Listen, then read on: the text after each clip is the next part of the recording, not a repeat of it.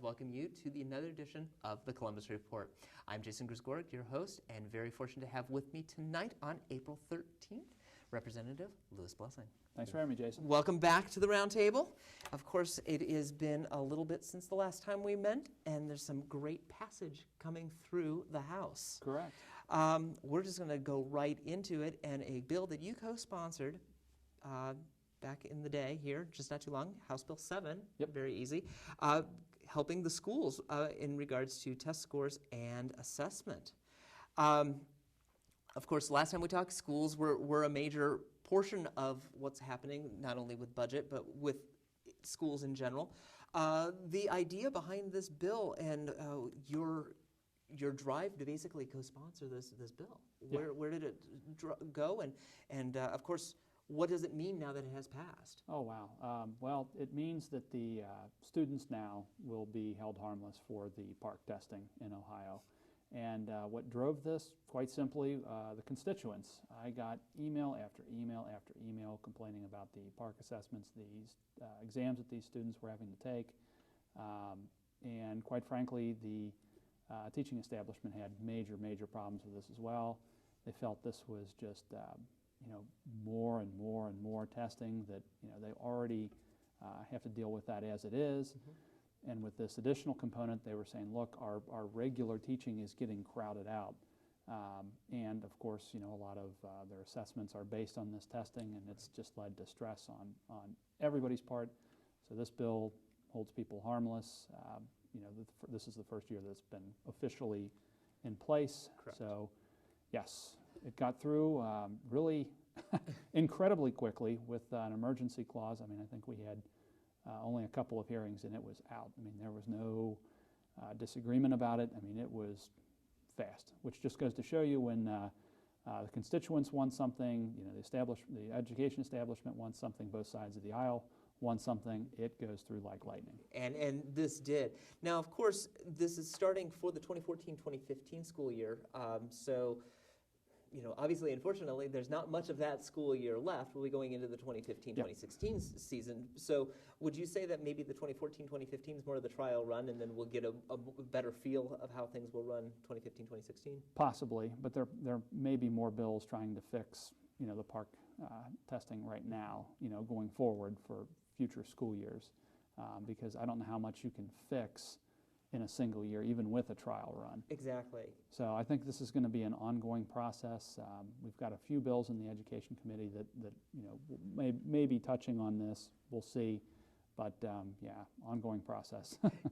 Well, when people are asking or looking at this, that obviously the state still will more than likely mandate the OGT and things of that. We're not eliminating any testing per correct. Se. That's correct. A lot of people are probably looking, going, well, yay, I don't have to study for that. But no, this is trying to eliminate everything else that has basically bogged down the progression of students in the classroom now. That's right. When you looked at this bill as it began, did you feel it was going to pass as quickly, or are you as surprised? No. I am not surprised at all that it passed quickly.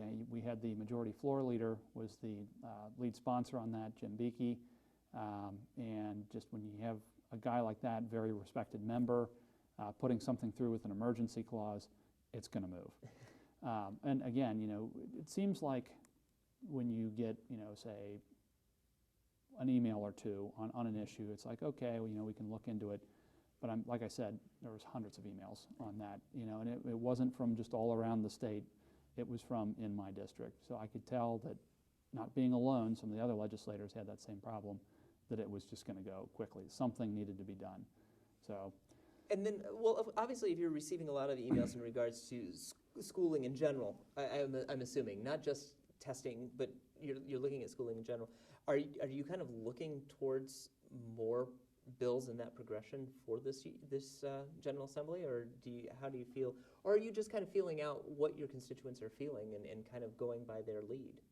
I think we're just going by the constituents' lead at this point. I mean, this is all part of the assessment part of Common Core, which for the most part is going to stay in Ohio. I know that there's talks of reforming it, and that will take place.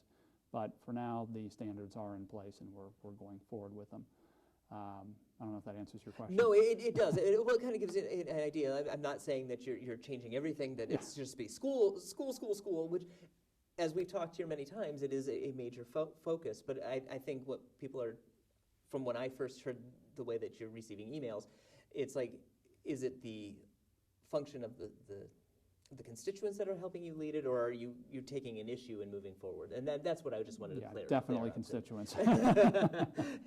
And I think that's a great thing to talk about, is that you are reading these emails, you are looking at it. Oh, yeah. Because a lot of people will go, well, it's someone up at the State House, they're not listening.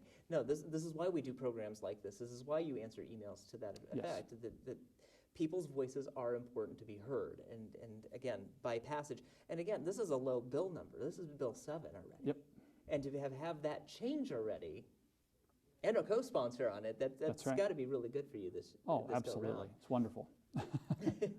Of course, another bill that's been going on, House Bill 17, it seems like it's an appropriate time for this one with what happened last Friday, thankfully not in our area, but unfortunately in the state of Illinois with the number of tornadoes. But we are not immune to the severe weather of that. And this is giving legal protection for architects, engineers, and the like. I'm sensing a little bit of camaraderie, I guess you could say, from your background, kind Sure. of leading the charge on this. Where was the spark for this one? I mean, was this something that you've seen in the past, or moving it forward? This really came from the architects, actually, and the engineers and the surveyors are all on board with this as well. So if you have a declared, well, let's suppose you have the tornadoes and they rip through and destroy all sorts of structures, you really don't know what the structural integrity of these buildings are. So, somebody has to go through there. Obviously, the local authorities and state government will get involved to rebuild, bring things back up to snuff. The problem is if you're going to volunteer, which a lot of people do, and you're an engineer, surveyor, architect, or somebody that has gone through a lot of schooling and a lot of time, a lot of effort to get their licensure, they could potentially be sued if they make a mistake. Say, oh, I said that this structure was, perfectly intact. We can go in there with a search and rescue team, but it wasn't. They're liable for that, and they're not getting paid at all. They're volunteers. You're saying, yeah. I think that's the key word on that. It's by volunteer basis. That's right. So there's no incentive for them to volunteer. At that point, it's like, well, hey, I could get sued, and I have nothing to show for it. I'm not going to risk. At least in my case, for engineering, you have the 5-year program at UC. 4 years of experience, and you have to take 2 nationally normed exams, so it's a 9-year process. Most people aren't going to put that on the table for nothing. So this bill, what it'll do is it'll give them, qualified civil immunity for volunteering, which means that in this case we define volunteer as somebody that's actually not under a contract, they're not paid. Okay. And this immunity doesn't apply for wanton and willful misconduct. The Ohio Association for Justice, who are the otherwise known as the trial attorneys, were very insistent upon that, which makes sense. If somebody is going to be, just careless about it, not really there, which again, I can't imagine somebody would volunteer and do that anyway. But it's true. But I think you have to be cautious. Correct. In instances like this. Again, I guess my question, and I'm hoping someone might be thinking the same thing. You're looking at people of a volunteer basis on this. The difference in an emergency situation, when would a large number of volunteers want to come in? Are we looking at the larger emergency, or obviously if it's a tornado in a larger county area, yes, you probably would want extra people from that area, but. Am I overlooking something in that regards to when a volunteer situation would be? Because would it not be in the jurisdiction of that area? So say, for example, for your area, Colerain Township, a really big F3 hits, and all of the west side of Colerain is gone. obviously Colerain's not going to be able to handle all of that. That's right. when we're going to need those volunteer Sure, assessments. Okay. absolutely. Okay, I just want to clear that up. I mean, I know it may sound simple to most people, but I just want to make sure everybody's on the same page here. Yeah, in that case, I would imagine that the governor would be declaring that as A state of emergency as correct. well. Yeah, and the qualified immunity is for 90 days from when the governor actually declares the emergency to 90 days thereafter. That was kind of a point of contention with that bill, although ultimately it was cleared up, because people realize that anytime that you're going to rebuild structures, you can't just do it overnight. You know, this isn't like selling an iPhone or something and you expect it to just work. So they, people got on board with that, were good with it. And again, these folks aren't being paid. If they are paid in any capacity, that civil immunity does not apply. Aha. So by that standard, they'd be going under contract or or under any type of Sure. legal binding other than the volunteer status then. That's right. Okay. So we're looking at 90 days. You're looking at architects, engineers, and the like. What structures would be included in that? Would that be not only living homes, abodes, things Sure. of that, but we're also looking at schools and the like, or is everything in a different compartment? Is it differently compartmented? No, I think it's everything. I mean, if you look at what, now being an electrical engineer, I don't Sure. work with public infrastructure as much. Fair. But I know that civil engineers, licensed civil engineers, will work on everything. I mean, wastewater treatment, they'll work on roads, they'll work on structures, pretty much everything. So I would suspect that this would be taken advantage of heavily, simply because engineering services are so very expensive. And if you can get somebody that is willing to volunteer their time for free, you're going to save a lot of money. So I think this would be very valuable, not just to the state, but for local governments as well. And I was just going to say, I think that was a win-win, especially with the way things are financially. Yep. When someone's saying, I'm willing to volunteer my time, isn't it in better interest to be able to protect those who are volunteering as opposed to saying, well, thank you for your time, and that's right. Oops. And it's one of the reasons why the bill passed out unanimously. We've had no problems with that. Senate, there's been a few hearings. I don't suspect there was any trouble with it this go around. I think the last GA, the only reason that this bill didn't get passed is it, finally got to the Senate late in the game, and they just ran out of time. There's so many other things going on. They were still finishing up some of the mid-biennium review bills that the governor wanted, and again, they're a limited resource. There's only so many things they can do at a time. And as you were saying, this was something that was brought up last GA Yes. that obviously did not get spoken about.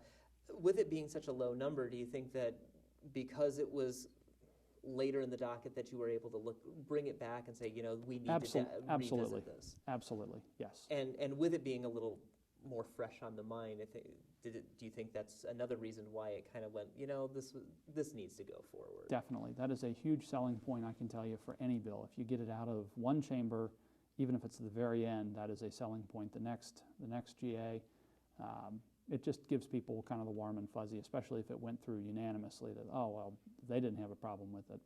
We don't necessarily have a problem with it. Because again, a lot of members will trust the committee process. I mean, it sounds great trying to say every member is going to read the text of every single bill, but the budget alone is nearly 5,000 pages. Sure. Along with all these other larger bills like that, and it's just not always possible. And sometimes you will trust the committee work, obviously get the overall view of the bill. So yeah, in this case, having passed last GA, people are generally like, we'll give them the benefit of the doubt that this is a good bill. The committee passed out last GA, passed it out, and again, the Senate committee passed it nearly unanimously. We had one member abstain, and I think it was mainly because they just generally disagree with the idea of civil immunities in general. Okay. And there's a track record of that, and quite frankly, said member, had no problem, didn't speak against it, just voted their conscience, and we're good with that. Hey, that's what, again, makes the process what it is. Absolutely. As well. So if you did not have questioning, where would we be today? So again, the idea of protection, when you were looking at this last GA, did you see many changes, or did you tweak much of it at all? The Senate did put something in there. Well, let me back up. In the House, the wanton willful misconduct clause was put in there. That was early on, no objections with that. The business with the volunteer cannot be under contract under any circumstances was actually a compromise that came about through Angela Van Fossen and Ohio Association of Contractors and former Representative Bob Hagan. I got to keep track of that because his wife is now taking his seat. Correct. So those two amendments in the House and in the Senate, the Senate actually put in language to deal with what happens to the court system in a declared emergency, but we took that out because we didn't have a chance to vet it in the House. Again, it would be nice to just have the same clean bill if the Senate wants to put it in. Once now that it's there, I'd be more than happy to talk, deal with it in conference committee and sell it to the members of the House, but until then it's better to let them actively do that again. Makes sense. And we're revisiting, as we do, House Bill 47, which was a former House bill from last year. Yes. Again, it became kind of late in the game, unfortunately. But this was regarding the outdoor refreshment areas, or entertainment areas, as we were calling it last GA. It's back. Yes. And not so surprisingly. Yes. It should be coming back. Let's talk about the areas that we're looking at here. The idea is that it needs to be in an area with a population of over 35,000, or has that since changed? There is a lot that has changed. All right, well, since it's actually passed out of the House. So wow, so we are getting there. So 35,000 is the current low threshold. It used to be you had 35,000 to 150,000, you would get one. Then there was 150,000 to 275,000, you'd get two. Anything above 275,000, you'd get three.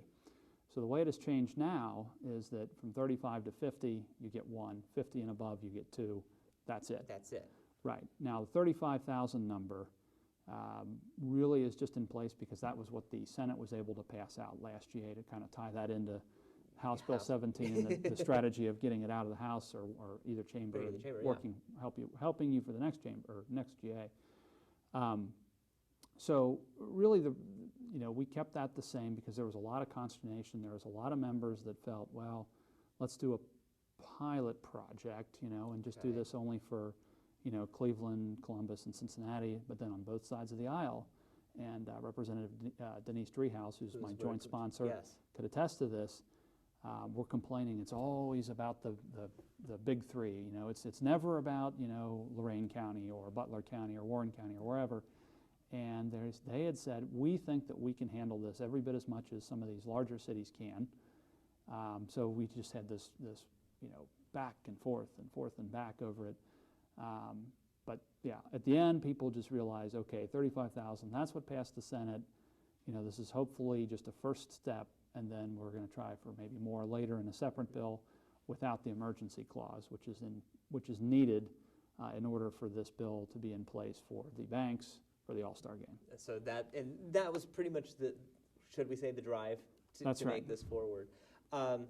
It does sound like it limits it down to that one area, but there's a certain area in our area, not Forest Park, but downtown Cincinnati, that could probably benefit just as readily as the banks, and that is the over the Rhine area. Oh yeah. With this one, how do you think this is going to affect things downtown? I mean, we were talking off camera prior how busy it is and how wonderful to see the vibrancy that we are seeing in our city. You speak to many people who are within these establishments, who are working, who live in that area, who are thankful to see a vibrant downtown. Yep. Is something like this going to help or hinder that area and or help or hinder the banks? I would say it depends on who you talk to. Obviously, if you talk to the permit holders, some of the business owners that depend on people coming down there and patronizing the businesses, they would probably absolutely be for it. However, some of the residents of Over the Rhine probably don't feel the same way. I mean, it's not something you want to deal with every single day where there's constantly people outside, a lot of noise. I wouldn't want to deal with it either. But on the flip side, I would think that if you moved down to Over the Rhine knowing that it was a very vibrant, happening place, you kind of knew that ahead of time. Correct. That having been said, nobody is ever going to force this on anybody. This is completely permissive. Once this bill hopefully passes, gets through, or in great shape, that the very next day, there is not a single entertainment district, outdoor refreshment area, whatever you want to call it, anywhere in the state of Ohio. It is not overnight. You have to go through a process. There still is the permitting process that you That's still correct. need to go through. That's correct. And you could have the residents of Over the Rhine complaining about this, saying, look, we don't want it. And quite frankly, I can't imagine that the city council would say, we are going to ignore the registered voters of Over the Rhine and just say, yeah, sure, we're going to do it here anyway. It's just, I do not envision it working like that.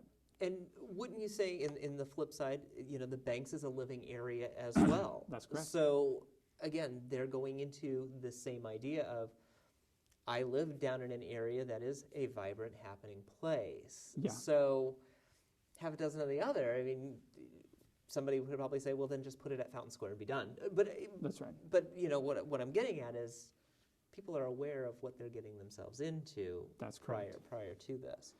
And there's also the flip side to this. The city can actually determine how it wants to do this. I mean, when you say that it has to be half mile by half mile squared, that's the maximum size. Right. You don't have to keep this thing open 24 hours a day. In fact, I would think that a strong financial incentive would be to keep the hours as narrow as possible, because regardless, they have to police it, they have to clean it.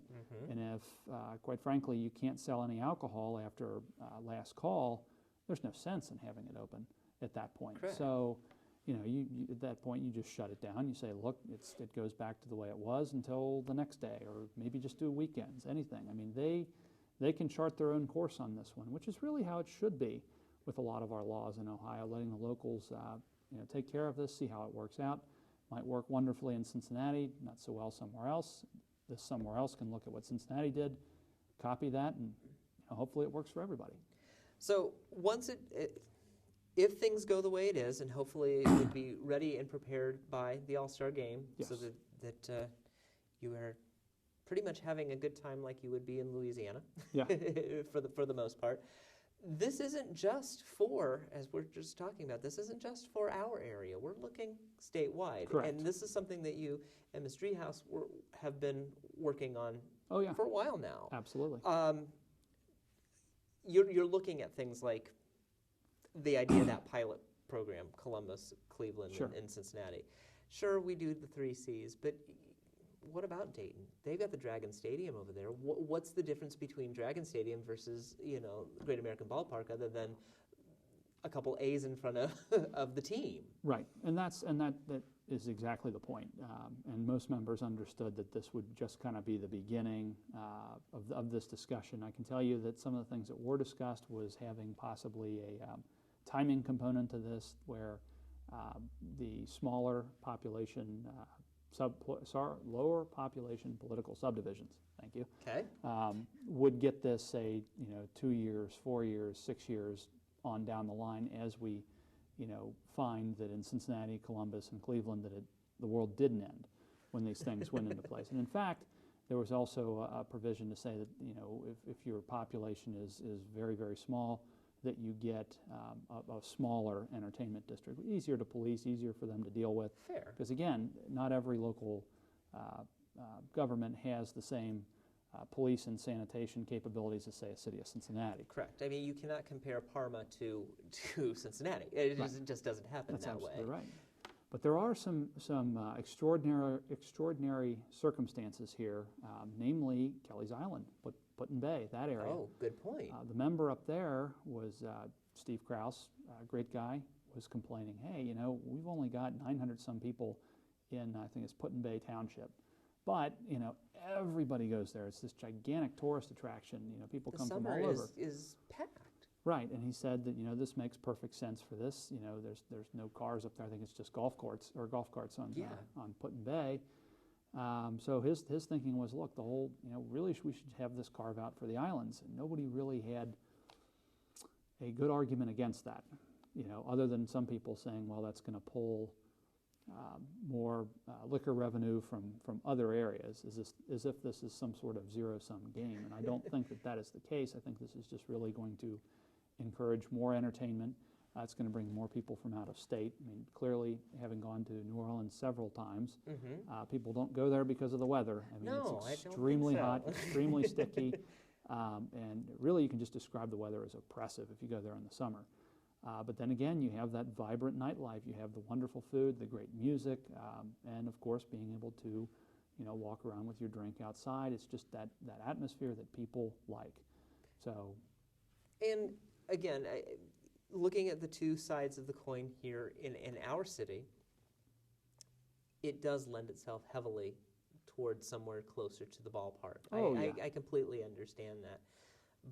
But then again, it sounds like it's that whole zero-sum game. Well, if they've got it, why can't we? And who's benefiting more? And oh, that's right. And But who's to say also that if this gets into place, that this doesn't end up driving development at some point? If you That's know that, okay, well, you've got to have 4 permit holders within this designated area, for example, that say Colerain Township, who under this would be able to do 2 of these.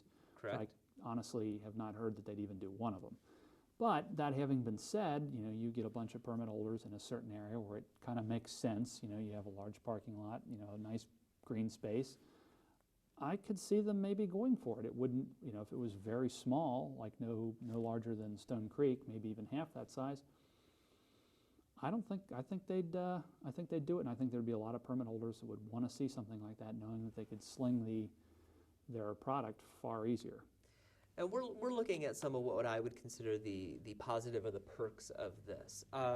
Obviously, you've got to look at that policing aspect of it. This isn't just throwing caution to the wind or throwing glass to the floor, so to speak. I mean, Right. there is a lot of things that, yes, fun can be had and fun will be had, but there's also that policing aspect of it. That this is not something that is just going to hedonistic ways just all the way downtown. It's going to be watched after. It's not something that's going to be.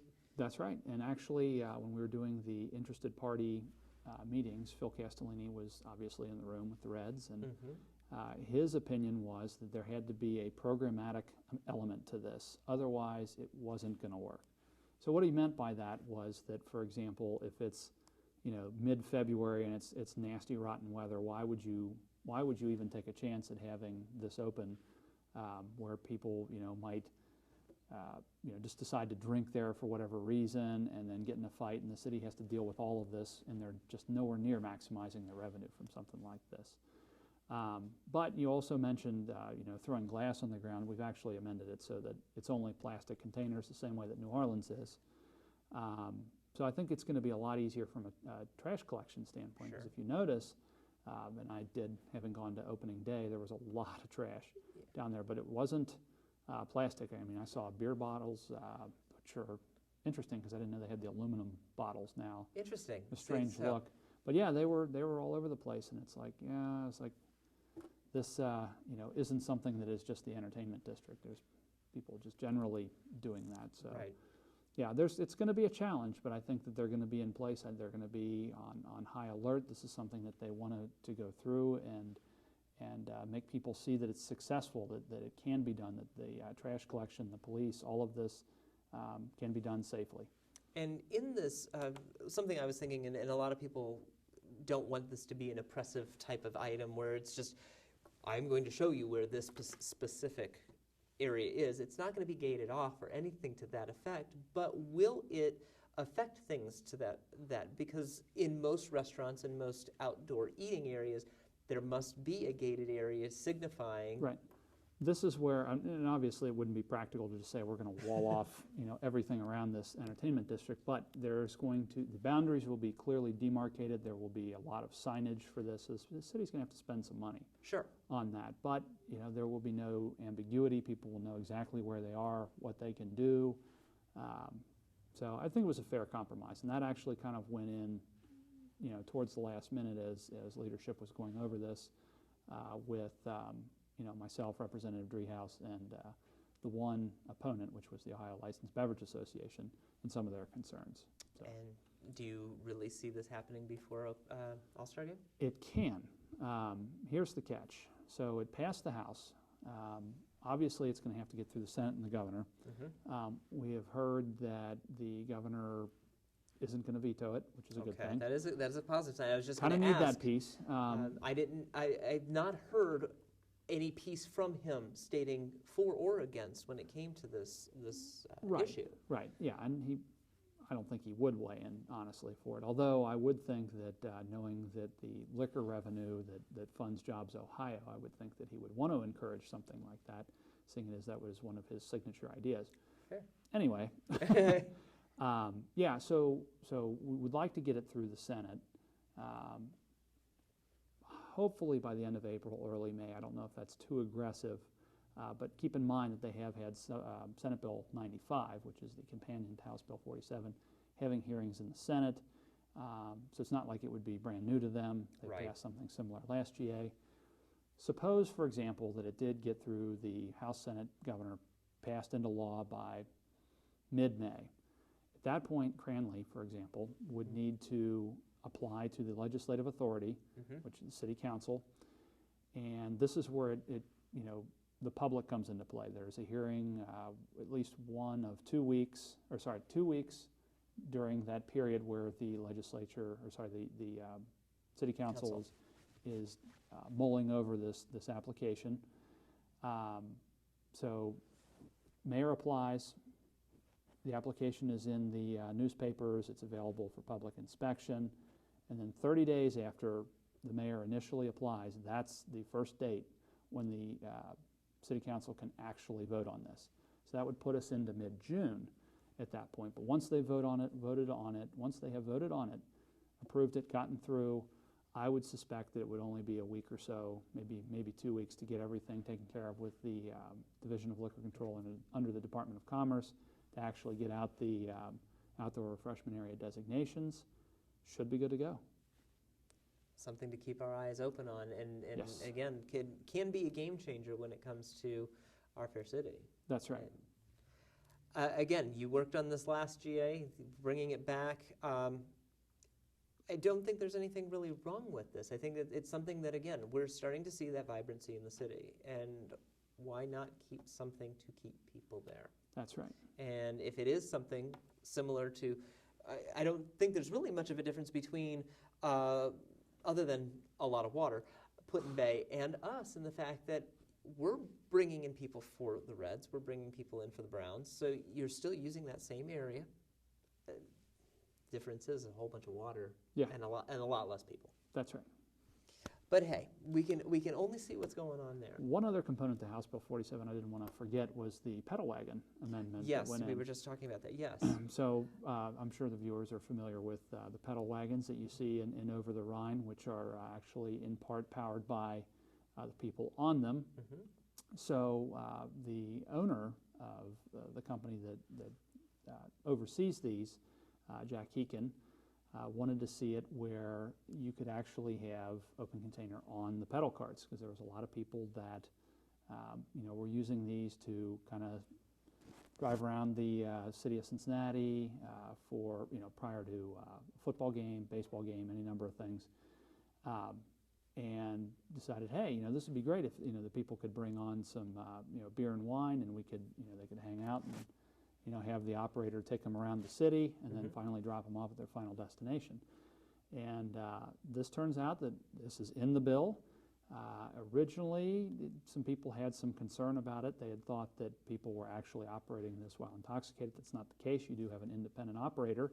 I was going to say, if people don't realize that, it does sound to that effect. I could see That's where right. people would imagine that. Correct. And when they also see them for the first time, they realize, wow, this thing is only going maybe 5 miles per hour at most. But that having been said, some of the compromises that were put into place was that, namely, any city that would want to allow this, it's up to them. They can opt out, no problem, and then this isn't an issue. So again, we get back to that local control element. So that helped a lot of people that had some issues with that. And the other thing was the limiting of the amount of alcohol that's on there. So you can really only have per person the equivalent of 3 beers, or I think it was 3 glasses of wine Okay. was the max that you could actually bring on there. So, and of course in plastic containers. All that in place, I think we've got a good solution here. I think it'll go through. It did pretty well getting out of the House. I think 81 in favor or 84, something like that, because we had an emergency clause. We had 2 votes. But you know, right there you've got 80% of the House, which is a nice tally to have. Sure, especially again something that we've looked at prior, and we're glad to be bringing it back and actually Definitely. seeing this move forward. Well, speaking of moving forward, we have met to the bottom of our area, which comes by quickly around here. Anything that you would like to bring up that you foresee in the future before we meet again in a few months? Yes. Well, we're going to have the House's version of the budget bill, Substitute House Bill 64, which, again, I've had several constituents actually call and say, well, we don't like this, we don't like that. I would point out I'm not on finance, so I'm sort of off the hook, not really. But, and 2, or B, that is actually the governor's proposal. So the way it works in Ohio, the governor actually proposes the budget, and by tradition, the House Finance Chair is the one that actually introduces the governor's proposal as an actual bill. So this is all the governor's stuff right now. I've heard complaints about the dollar raise on the cigarette taxes. Obviously, the business community is up in arms over the increase in the CAT. The schools have been up in arms, at least 2 of mine, over the TPP reimbursement going out, that phase out, even though that's been going on for quite some time now. Sure. But they got hit harder than most. Obviously, you know, Three Rivers has Duke Energy down there on the river. That's a huge thing, or a huge deal for them. I think their figure that they said they were losing was 1.4 million. And I mentioned to them and stressed that, hey, this is still the governor's budget. Wait until the House gets out of here with their bill, and we'll see how you look after that. In that case, if it's still really bad, then we'll talk. But I would say stay tuned. Clearly, the Enquirer is going to get out there regarding the substitute House bill probably within a week of the day that it's actually dropped. I'm sure. There will be another omnibus amendment for that. There always has been, there always will be. So things are going to be changing. So it's And it isn't unusual for that to happen. I Yes. mean, it is always in a state of flux for just a little while until we can all find a calm water and say, all right, let's make it work. That's right. And again, it's not a surprise, but at the same time, it is budget season as it always is. Yes. So, well, that's definitely something we will look towards next time we have you back on. But Excellent. for those who have been watching the show, I think, because you've been getting that information out there, you can always get in touch with Mr. Blessing if you need to at 77 South High Street on the 13th floor. Yes, 13th floor. We've been discussing that over here in Columbus, and 43215, 614-466-9091 if you'd like to make that phone call. Or, as he says, he's been reading those emails, and it is true, at rep29 at ohiohouse.org. You can, or gov, not org, gov, and that will get all that information out there. And, of course, the website at the bottom of the page. So if you need any more information, stay here or contact him yourself. Mr. Blessing, I want to thank you for joining us. As pleasure, always, Jason. we will be back during our summer break, and we'll discuss what we've seen. Obviously, we'll be discussing those changes in the budget and whatever else happens, and hopefully we'll see what happens to 47 by that point in time. Sounds good to me. Thank you for joining us, and of course, thank you for joining us as well. This has been the Columbus Report, your place to get all the information for the 29th District here on the Columbus Report. Have a great evening. We'll see you soon.